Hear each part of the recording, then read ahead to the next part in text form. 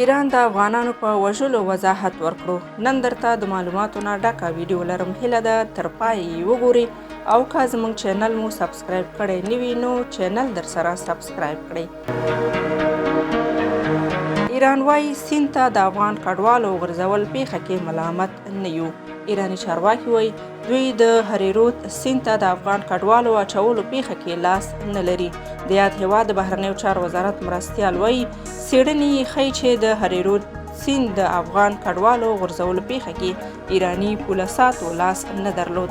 نوموړي زیاته کړې په کال کې په منځني ډول 500,000 غیر قانوني کډوال له افغانستان څخه ایران ته ځي او ایراني پولیسو له ټولو سره د قانون پر بنسټ چلند کړی دی. نوموړی دا څرګندونې وروسته تر هغه کوي چې سیند ته د افغان کډوالو تر غورځولو څو ورځې وروسته ایراني پوځیانو د دغه هیواد په یزد ښار کې د افغان کډوالو موټر له سپرلۍ سره وسوځاوه چې وروسته یې بیا پړه هم ومنله. دې پیښو د افغانانو سخت غبرګونونه راپارولي دي.